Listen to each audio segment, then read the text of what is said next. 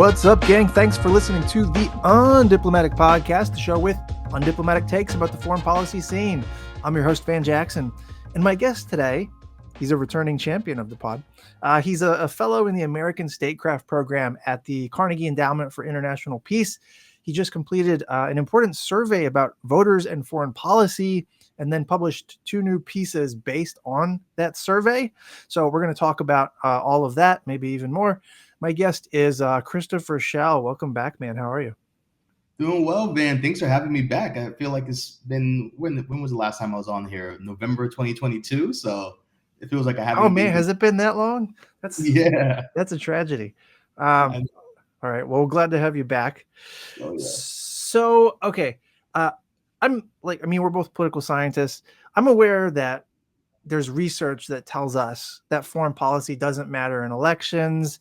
And I kind of get where it's coming from, but I've also kind of tended to disagree, partly because foreign policy can affect elections in ways that don't reduce down to individual psyches of voters in an election booth. Vietnam War destroyed Lyndon Johnson. Nixon was brought down by Watergate, but Watergate, the break-in, was about foreign policy. Obama wins in 2008 as an anti-war candidate. He didn't live up to that in practice, but that's how he positioned himself, So there are these sort of structuring ways that foreign policy can end up affecting elections. But there's also foreign policy possibly affecting elections in the way that voters think foreign policy is important. Do they think it's important or not? And that's where your survey comes in, Mm-hmm.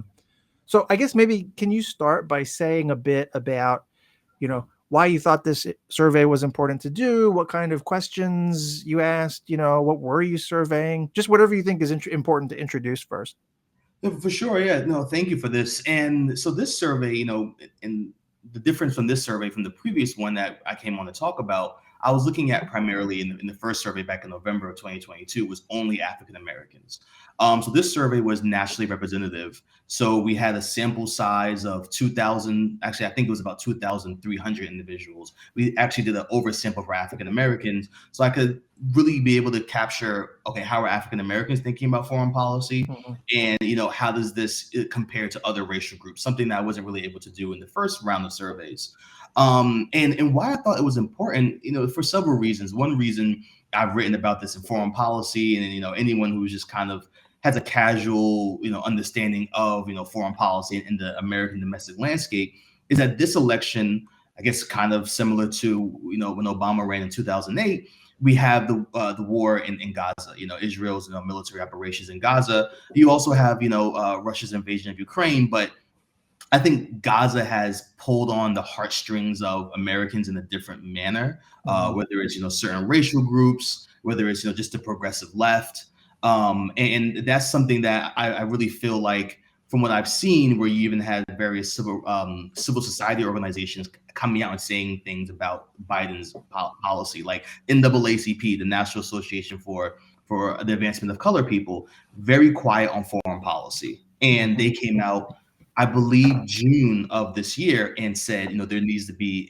either a ban or an embargo on weapons to Israel, something we haven't seen from certain organizations. So seeing all that, it made me think that, okay, this is worthwhile trying to see, okay, we have civil society engaging in foreign policy in ways that we haven't seen in recent history, is just kind of trickling down to the average American. I could get into questions and stuff. Yeah. No, that's a good setup. So what were the most important issues for voters? Because you were hitting, you were covering a number of foreign policy issues, right? What stood out as the most important overall?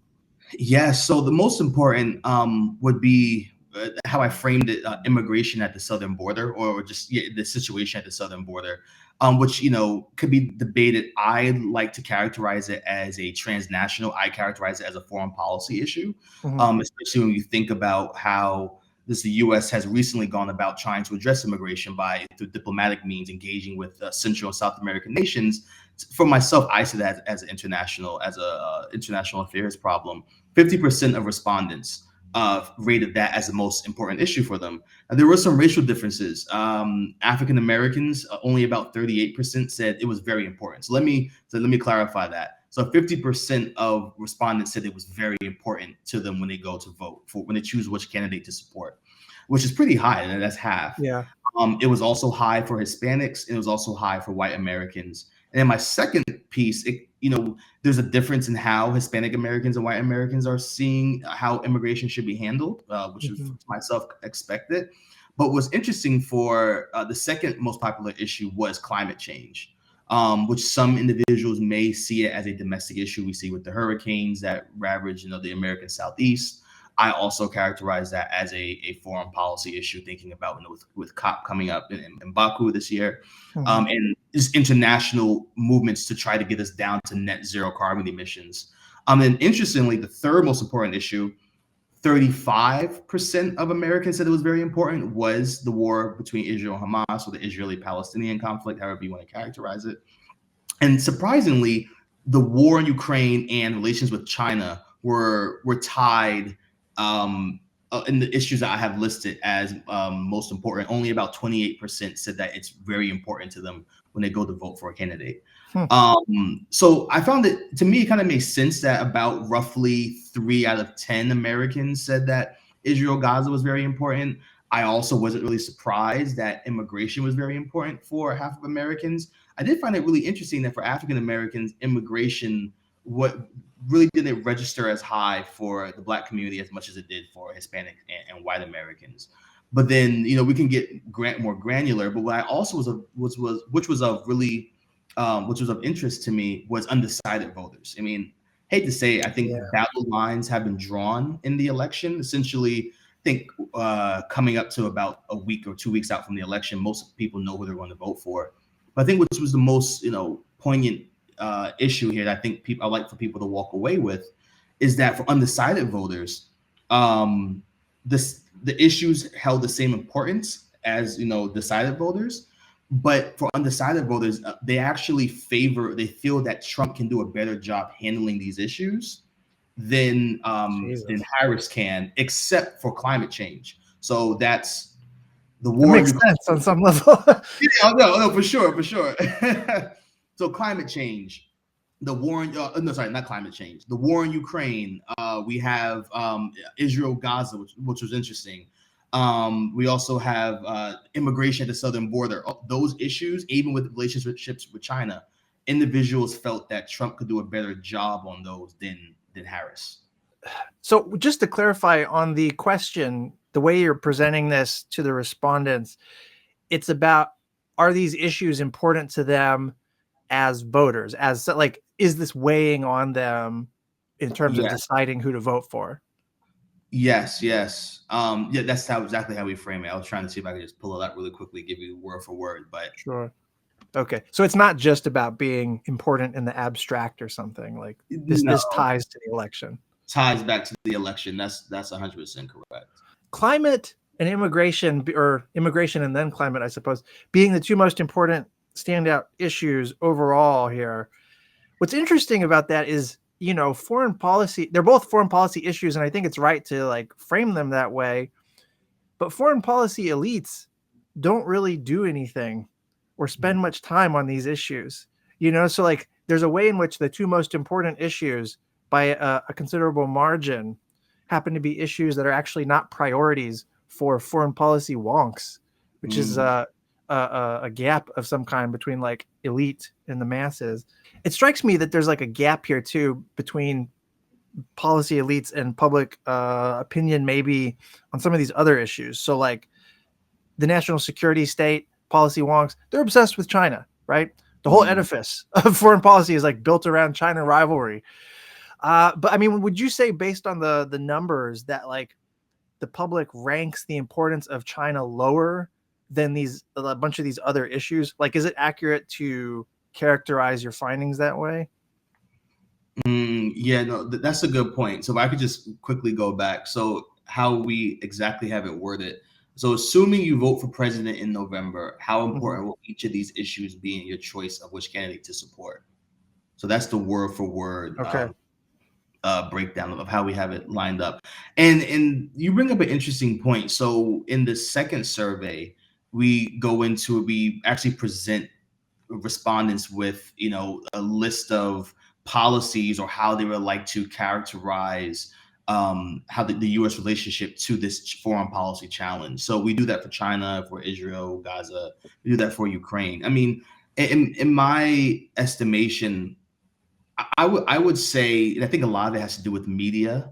I think part of the reason why, because I think climate change is a lot more, it's tangible in the sense of hurricanes, in the sense of flooding, in the sense of just temperature fluctuation.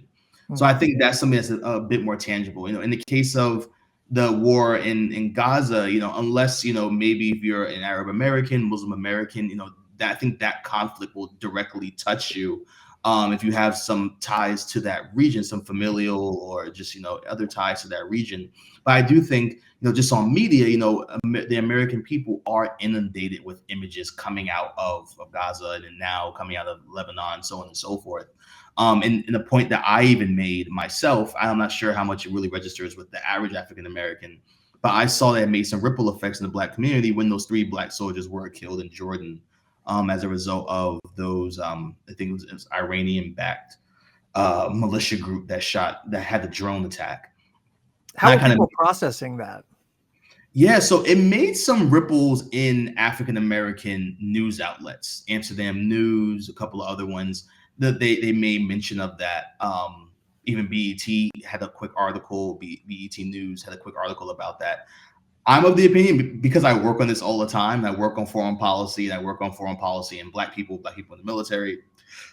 That still is in front of my mind. I think for many people, it just kind of dissipated. It's like, yeah, it made a splash. 3 Black military service members, all 3 from Georgia, 2 are women. They pass away, and there was it was episodic to a degree, and then I think now it's kind of faded away, in my estimation. Is there a framing of like, it's, Iran needs to fucking eat it over this, or it's like, this is what genocide in Gaza has caused, or or this is American imperialism? Like, what was the framing around it generally? Like the vibe? That's a really good point. I mean, and so from what I saw, maybe I'm a bit biased because I kind of follow a lot of folks from the African American left. Sure.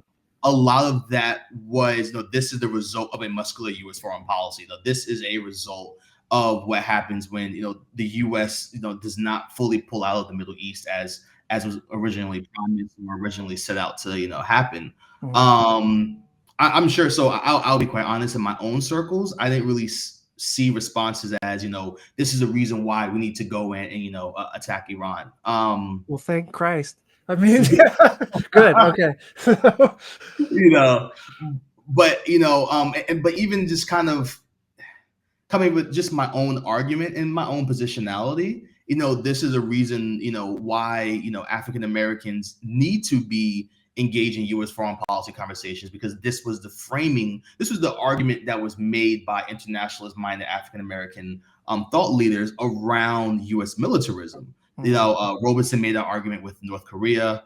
Du Bois made it as well with North Korea, and then later on you have King making that same argument with Vietnam. Yeah. But that's the argument, that when you have essentially an attempt at U.S. primacy, that oftentimes, in this case, not even just beyond race, either it's working poor people and ethnic minorities who are facing the brunt of U.S. empire.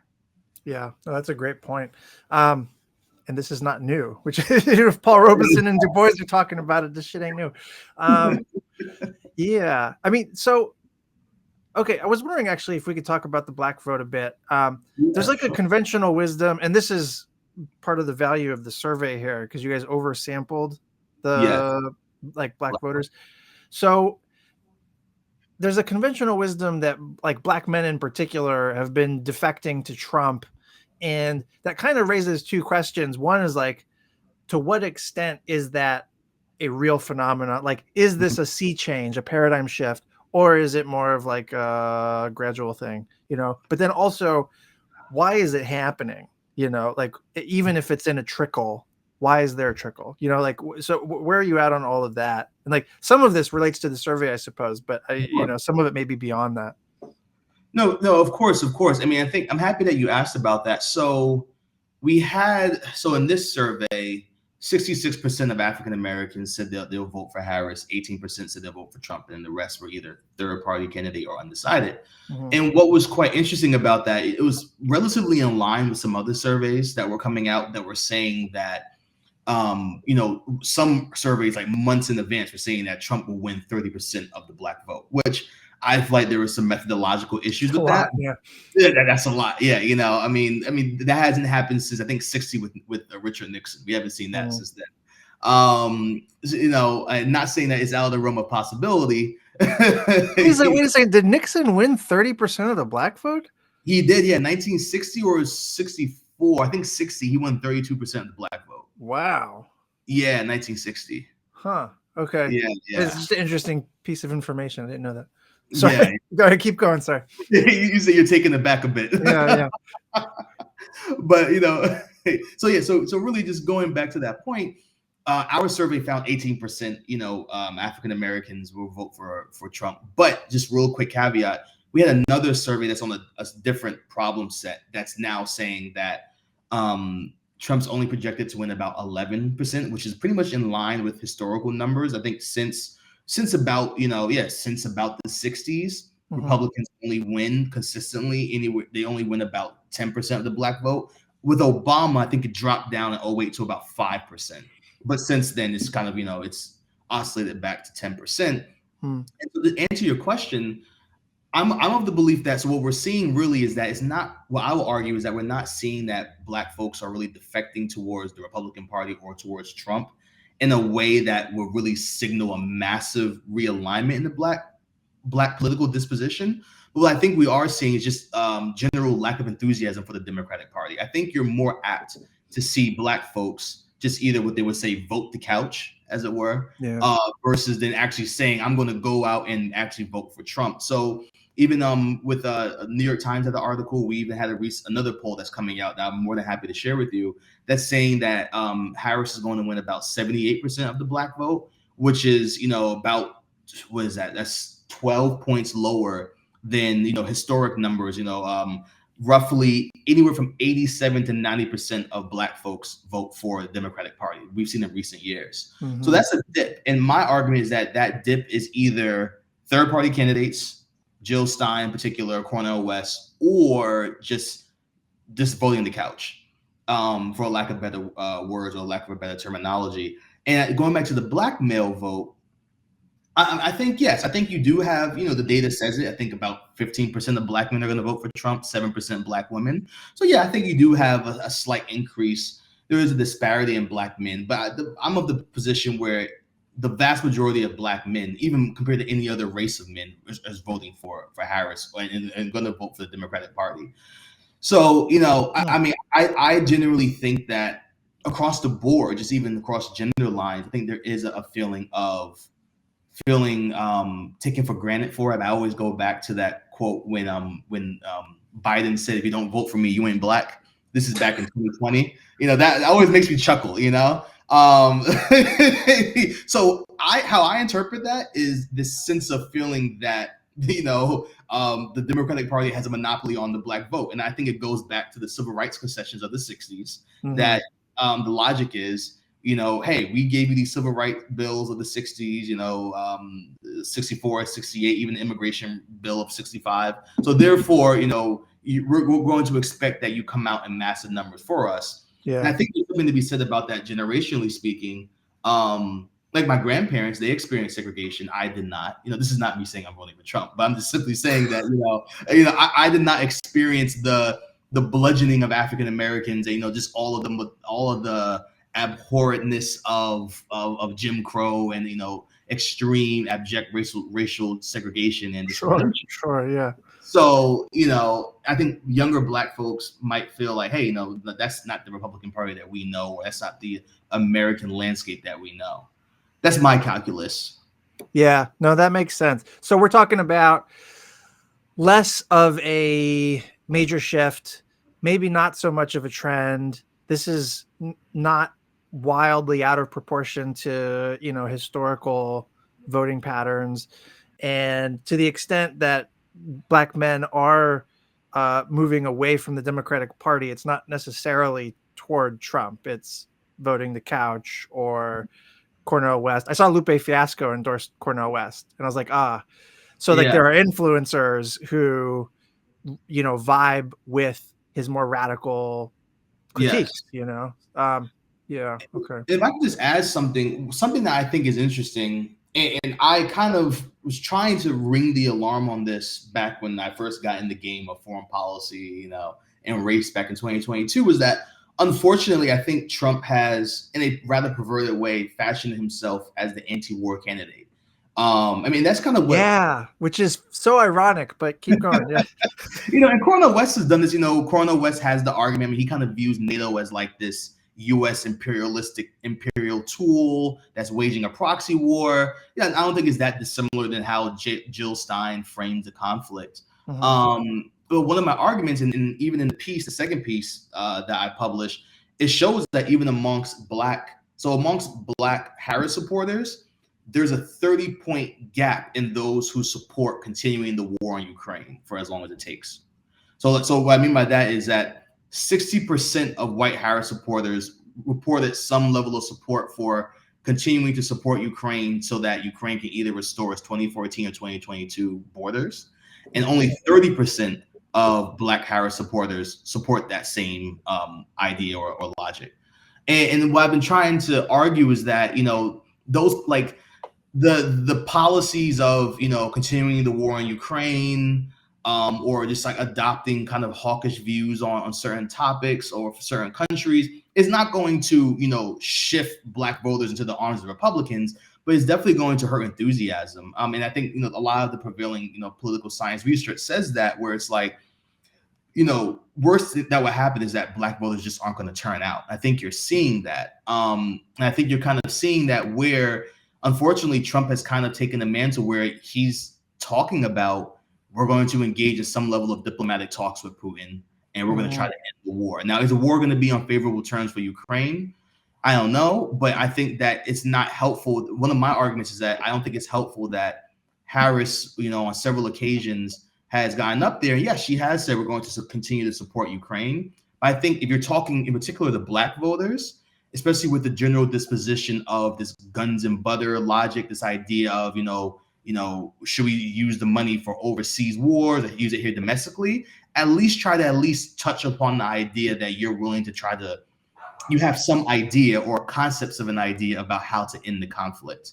Especially you saw what I did there, right? Yeah, I got you. And that's my whole thing. So I don't think that allowing Trump to kind of fashion himself as the anti-war candidate, and the Democratic Party to kind of fashion themselves as the party of war in defense of democracy and and against authoritarianism is going to like really lose black voters in massive numbers, but it's definitely not going to make black voters come out there and be like, yeah, this is our candidate. I think that kind of plays into the equation. Yeah, that's a good. The way I've phrased this is like basically primacy is not popular, especially within the Democratic Party. So you have this strategy of relating to the world in a kind of dominating, violent way, and then that's what necessitates the hawk position on like every issue. Mm-hmm. And those things don't resonate with certain portions of the Democratic Party. It sounds like especially the black vote. So, yeah, and on top of that, like you say, it gives Trump this positioning advantage of saying he's the anti-war guy, which is a more popular position, which is why he's able to do it, even though it's totally fucking cynical. It's like we've given that. It's a gift to him in a way. Yeah. Well, shit. There was a part of, I think the first of the two pieces you wrote, you said among black Harris voters, more than half felt climate change was the most important issue. Conversely, among black Trump supporters, about half reported the border was the most important issue. Mm. You also said overall, climate and immigration were like, for every category of people, there was the most important things. But what was anything you want to say about that? I'm curious, but what was the reasoning specifically behind black Trump supporters ranking immigration? Like, why would they care about immigration as a key issue.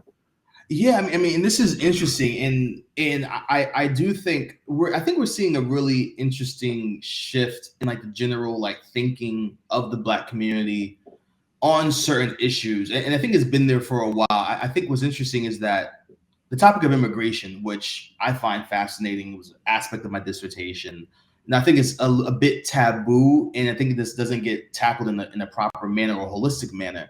And I think in regards to the Black community, I think there's this assumption amongst policymakers and like just political elites that the Black community is a relatively oppressed group. They're a racial minority group. They're going to automatically ally or align with the idea of solidarity with all other immigrant groups. And that might be the case to an extent.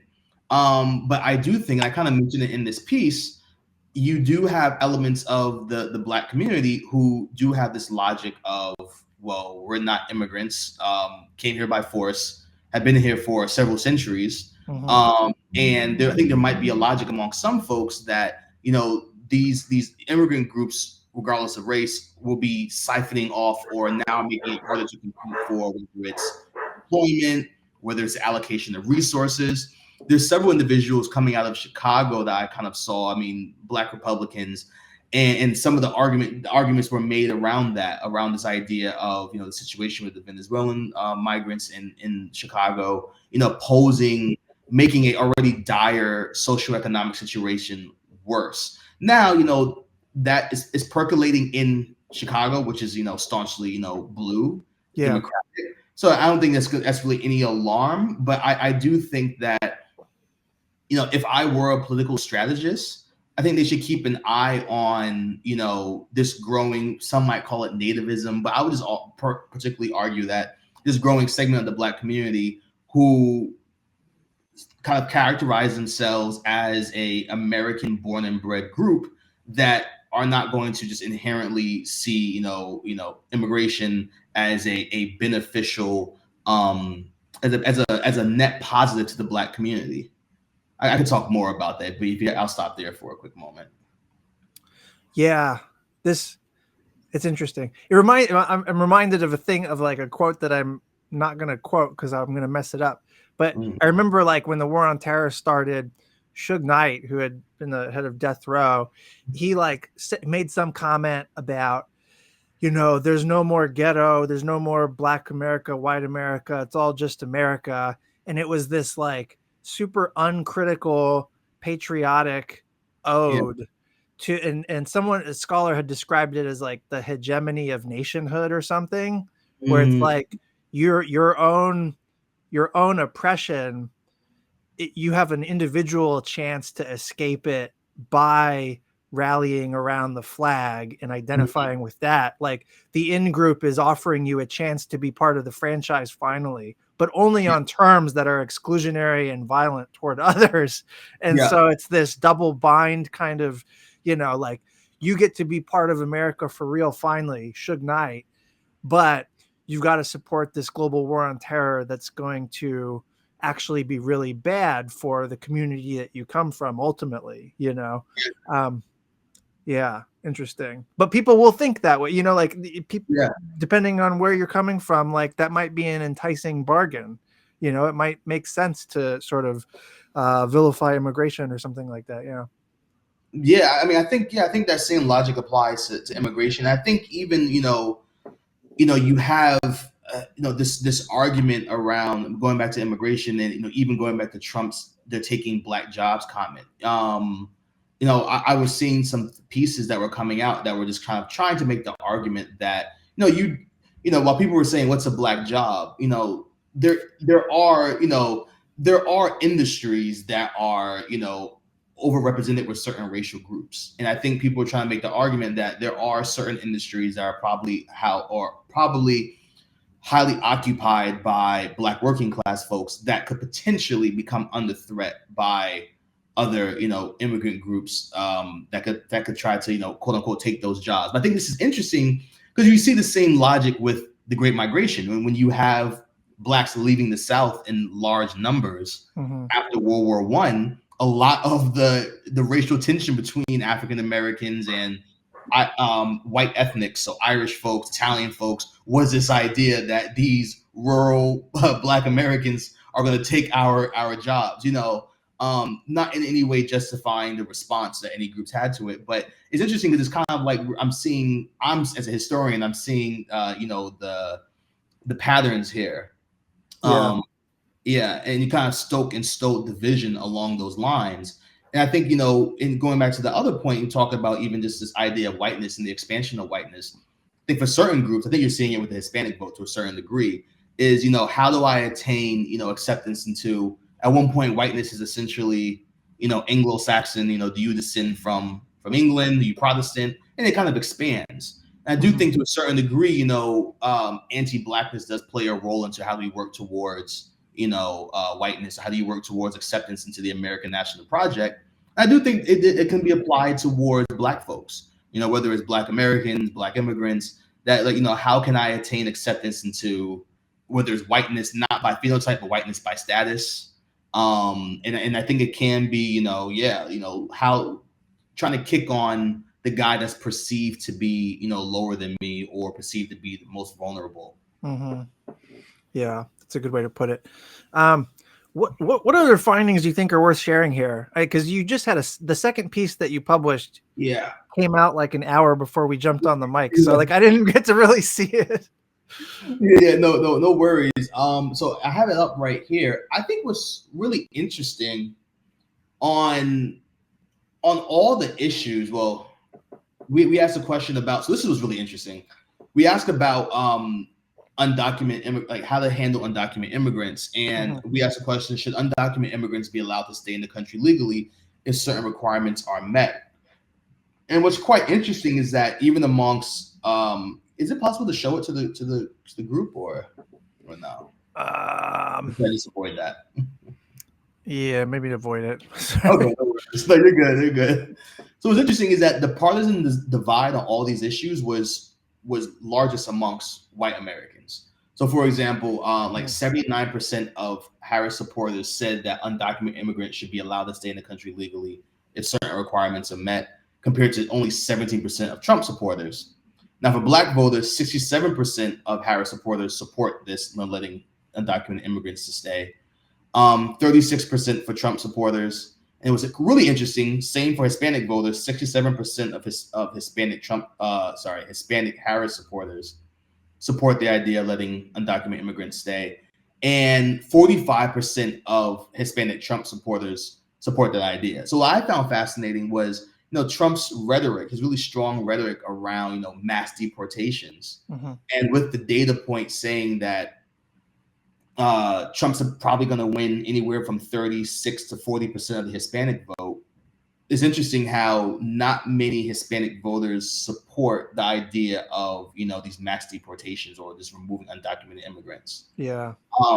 I find that fascinating. And obviously, we have to disaggregate what does Hispanic mean. You have different waves of Hispanic, there's different moments of immigration, there's different country of origin.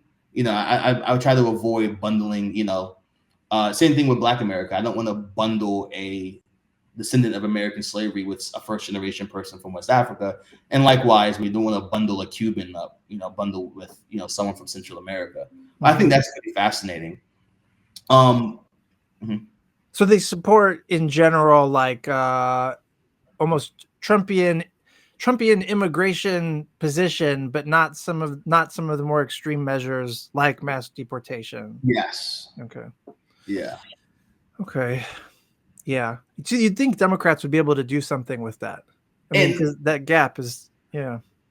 Yeah. And that's something, obviously this report's coming out with like a week or a week and a half before the election. But I mean, that's something that I find interesting, where I think Democrats could do something with that finding of really honing in on, especially when talking to, Hispanic voters, of whom 40% plan on voting for Trump, that, you do know that Trump wants to, if possible, implement mass deportations. And and we have data points that show that this is not a very popular stance amongst, many in the community. Man. Yeah, it's almost, I mean, I don't know that the campaign would act on these findings anyway, but like it would be nice if they would have had this ammunition, a couple months ago. Okay. I'm just looking at else. Oh yeah, okay, yeah. So then there's interesting. So even for the Israel-Hamas war, once again, the partisan divide was stark amongst white Americans. So we asked the question: should the United States push Israel toward a hostage exchange and ceasefire, including withholding financial or military aid, or without holding or financial or military aid? So I just bundled those together. Do Yeah. you support some form of a ceasefire? And so for white Harris, 74% support it. And then for white Trump, 21% support a ceasefire.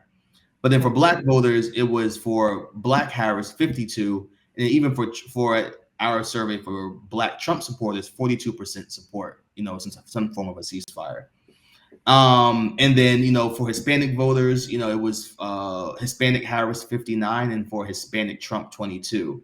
So it was quite interesting, even for like the black community, regardless of, whether you support Trump or you support Harris, it was quite interesting to see that there was a substantial amount of support for a ceasefire. I mean, the support was highest amongst white Harris voters, which kind of pans out because even in real time, we saw a lot of protests, mostly at, white universities. We only saw a few at like HBCUs, historically black colleges, Yeah. Morehouse, Xavier. Yeah. So that kind of pans out where, the support's there, but it's not as high as like white Americans or white Yeah. Harris brothers. But it's interesting how like stark of a divide. Like, so when we talk about polarization in American society, and it makes sense, white people are the numerical majority. To me, how I take it is that the polarization is really stark amongst white Americans. And it's fairly large amongst Hispanic Americans, but smaller amongst Black Americans. So whites are the most polarized. That's I one. guess that makes sense. Yeah, I can see that. Yeah. And then also too, I think it's interesting about when we talk about white people. I think even if you get into the disaggregation of what is whiteness, I wonder if you would have different views. Not that I have any of this data available, but Italian Americans, Irish Americans, Polish Americans, Scots Irish Americans. I'm sorry. Jews is a big one too. Like, does Jews, that count or yes. not? Yeah. Yeah. I don't know. Okay. I guess before we go, this election, in a lot of ways, it kind of comes down to like Michigan, Pennsylvania, and maybe Georgia. Yeah. Do you think maybe this draws on your findings, maybe not, but like, do you think that Gaza and the expanding Middle East war is going to affect voting in those states? There's like this whole survey seems to really suggest that like foreign policy, these various issues matter a lot more than the conventional wisdom would say, Yeah.